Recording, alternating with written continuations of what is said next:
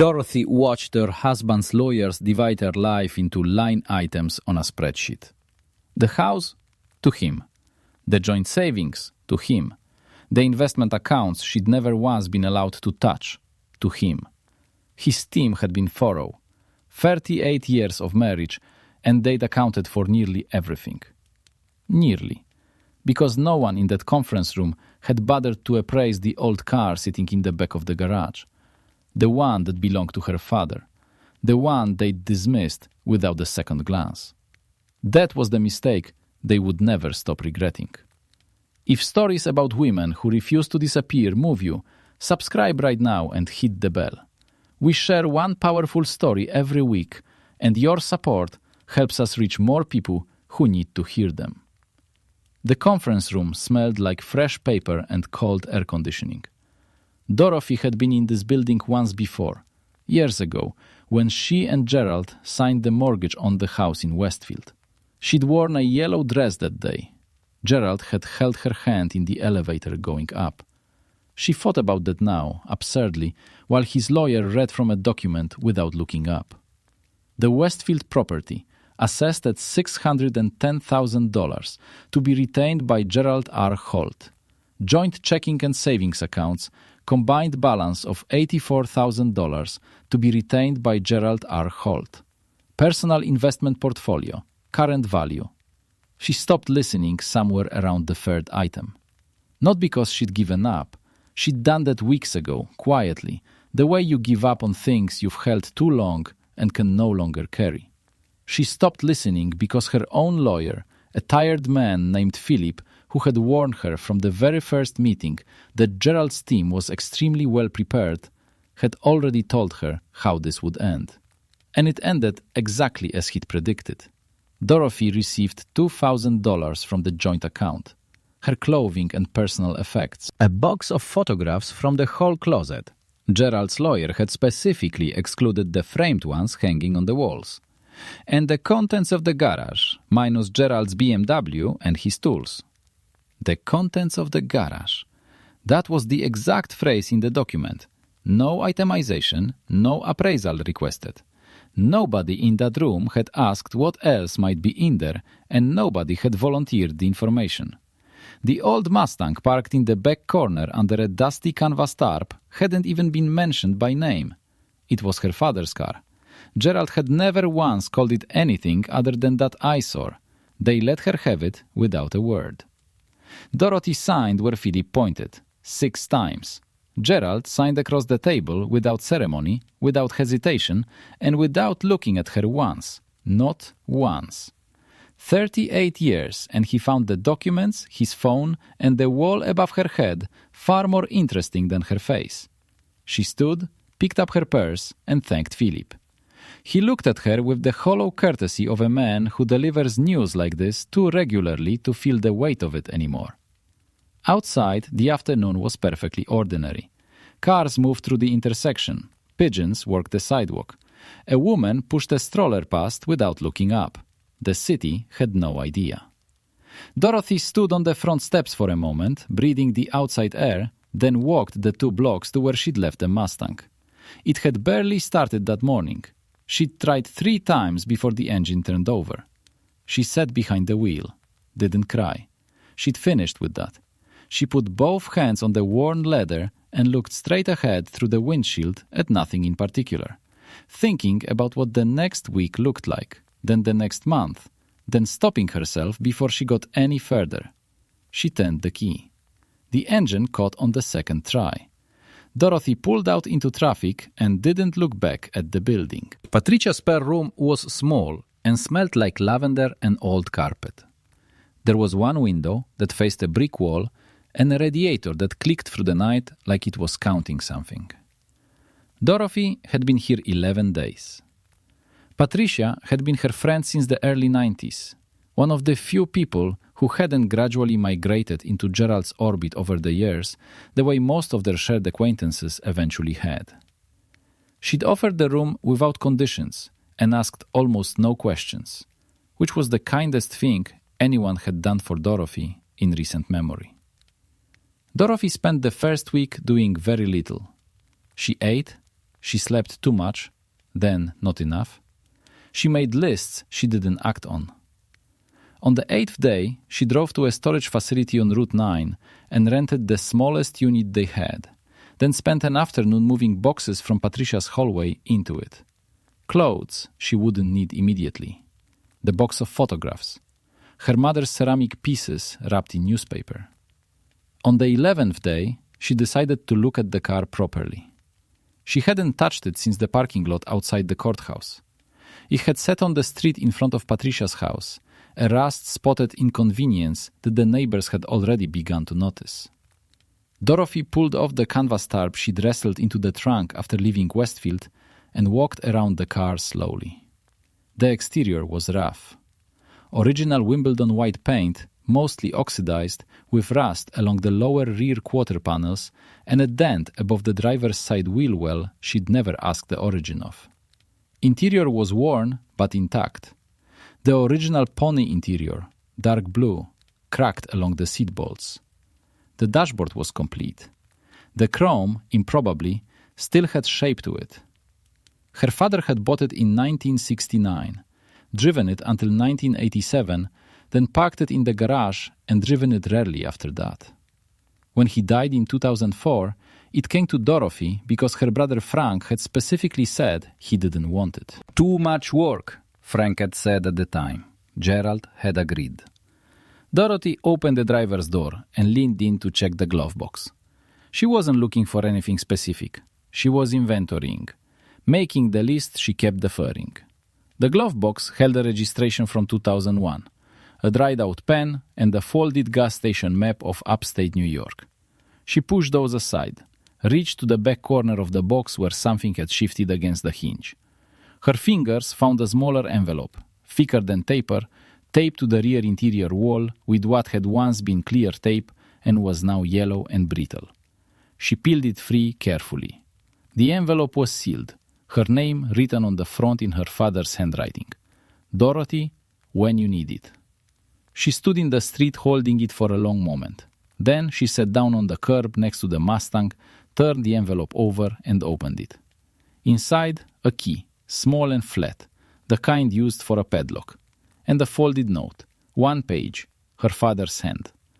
Dorothy, if you're reading this, you've kept the car. Good. Unit 7.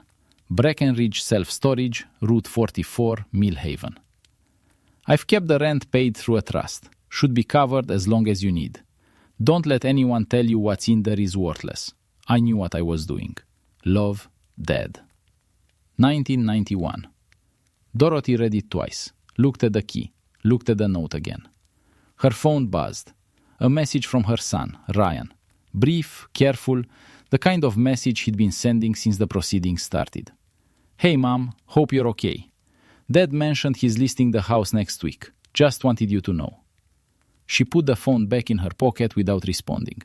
Then she went inside, found the address of an automotive appraiser Patricia had looked up for her 3 days ago when Dorothy had first mentioned selling the car, and saved it to her phone. She'd go to Mill Haven after. The appraiser's name was Walt. He was in his 60s, moved slowly, and had a shop that smelled like motor oil and decades of serious work. He'd agreed to see her at 10. When Dorothy pulled the Mustang into his bay, he came out from behind the workbench, wiping his hands on a rag, and stopped walking about halfway across the floor. He stood there for a moment, looking at the car the way people look at something they weren't expecting. Then he walked around it, slowly, without speaking. He crouched at the rear panels, ran his fingers along the seam above the wheel well, looked at the VIN plate through the windshield, opened the hood without asking permission, and stood over the engine for a long time. Dorothy waited. "Where'd you get this?" he finally said. "My father bought it in '69. It's been in the family since." Walt nodded slowly. He checked the door jamb, looked at a stamp near the firewall, straightened up.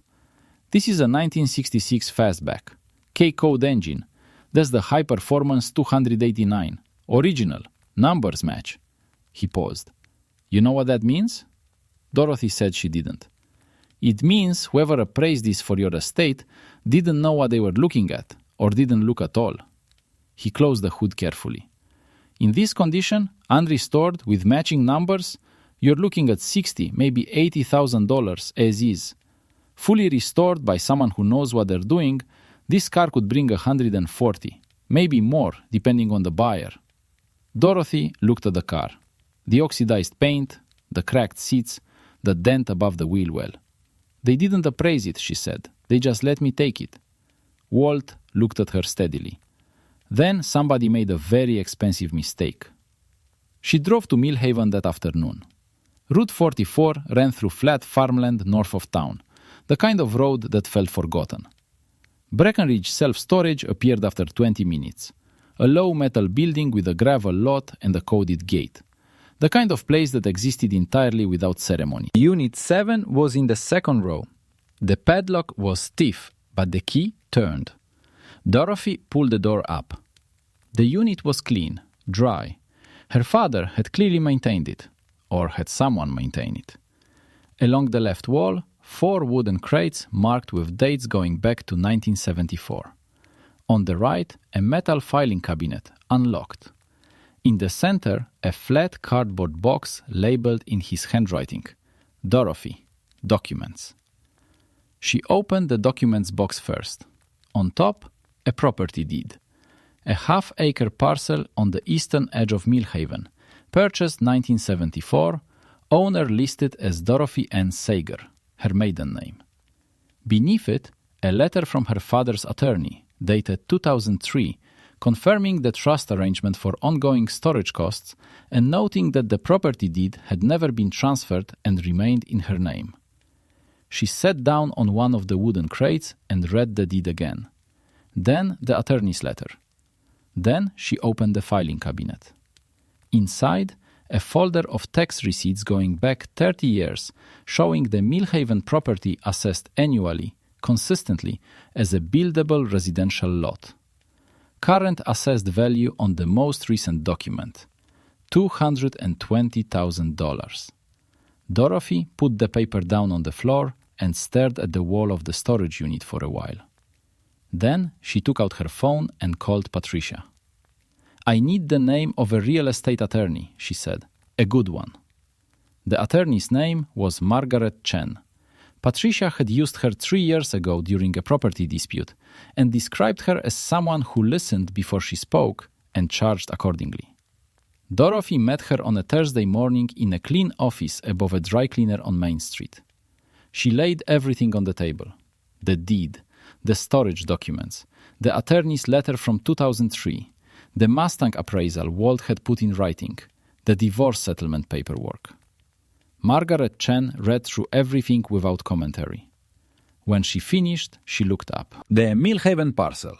Was it ever disclosed during the divorce proceedings?" Dorothy had thought about this carefully. "I didn't know it existed until 4 days ago. It was never in any financial disclosure I was given." "And it was recorded in your maiden name?" "Yes."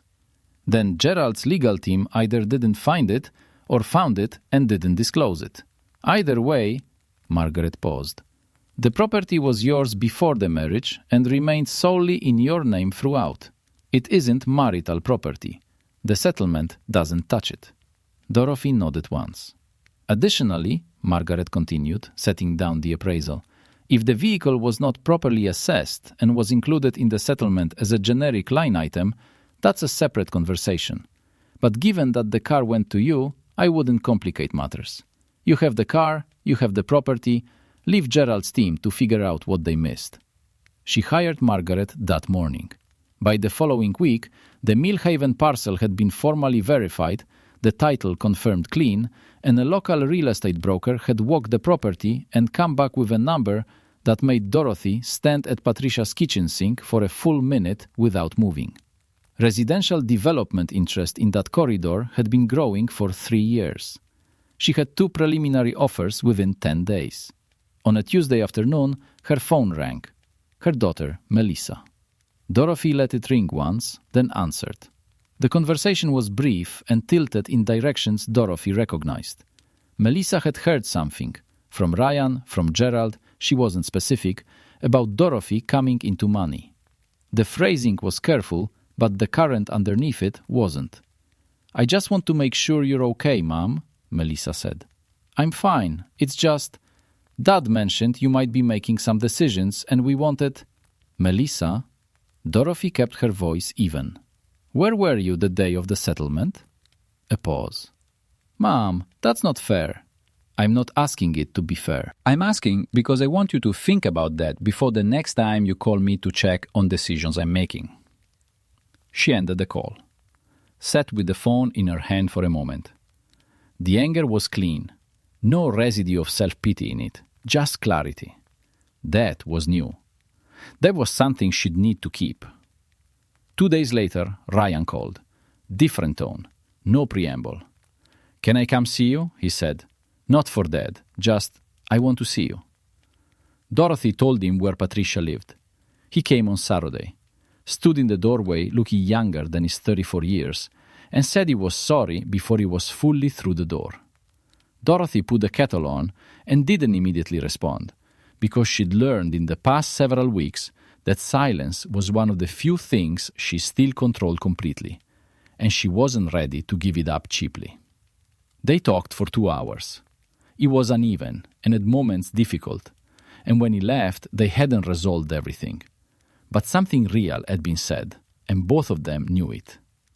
Dorothy went back to her room, sat on the edge of the bed, and for the first time since Philip had pointed to the last signature line in that conference room, she felt the specific weight of the past several months begin to shift. Not lift entirely, shift. Like something that had been balanced wrong, finally finding its proper angle. 7 months after the day in the conference room, Dorothy moved into a small house on the east side of Millhaven. It was not the house in Westfield. It had 3 rooms instead of 5, a kitchen that needed new fixtures, and a backyard that was mostly uneven grass. She had chosen it because it was 2 miles from the parcel her father had kept for her all those years, because the street was quiet, and because when she stood in the empty living room on the afternoon she first saw it, nothing in her resisted. The Millhaven parcel had sold in the 6th week. She'd taken the stronger of the 2 offers. Not the highest number, but the buyer who'd asked fewer questions and moved faster. Margaret Chen had handled the closing. Dorothy hadn't been in the room for it. She'd been at Walt's shop, where the Mustang was in its 3rd week of restoration. She hadn't planned on restoring it. She had planned on selling it. Walt had given her a buyer's contact, a collector in Connecticut who'd called twice after Walt mentioned it, and the number was real and would have solved a number of short-term problems neatly. But she had driven past the shop on a Tuesday when she had no particular reason to be on that street, and Walt had been standing outside with the hood up, and she'd stopped. He'd shown her what they'd uncovered under the oxidized paint. The original Wimbledon white coming back in sections, clean and sharp, like something that had only been waiting. She'd called the Connecticut buyer and told him it wasn't for sale. Gerald had tried, predictably. His attorney had sent a letter in the 5th month, suggesting that the Millhaven property constituted a marital asset that had been omitted from disclosure. The phrase delivered with the specific audacity of a man attempting to claim he'd been wronged. Margaret Chen responded in 2 paragraphs. Dorothy never heard from his attorney again. Gerald had also, she learned through Ryan, sold the Westfield house in the 4th month, had moved to a newer development 40 minutes south with a woman Ryan described carefully and without much detail. Dorothy had listened, nodded, and not asked follow-up questions. Melissa came in the 6th month. Unlike Ryan's visit, which had been tentative and sorry, Melissa's was tighter, more defensive, more prepared. She sat in Patricia's spare room, the same room Dorothy had slept in for 11 weeks, and said things that were partially true and partially constructed in a way that protected her from having been absent when it mattered. Dorothy listened to all of it. At the end she said, simply, that she was glad Melissa had come, and that the door was open, and that she'd need time. Melissa had cried. Dorothy had handed her a tissue and felt, with some surprise, no guilt about the crying. The morning Dorothy moved into the Millhaven house, Ryan helped carry boxes. He didn't say much. He was better, she'd learned, at being present than at talking, which was a quality she'd underestimated in him during the years she'd been too busy managing Gerald's household to pay the right kind of attention to her son. They put the boxes in the right rooms. He hung her mother's mirror in the hallway. They ate sandwiches on the back steps. Before he left, he stopped at the curb where the Mustang was parked. Walt had delivered it 2 days earlier. The paint was immaculate. Original white, deep and clean, chrome polished back to itself. The interior had been redone in the correct dark blue. The engine ran.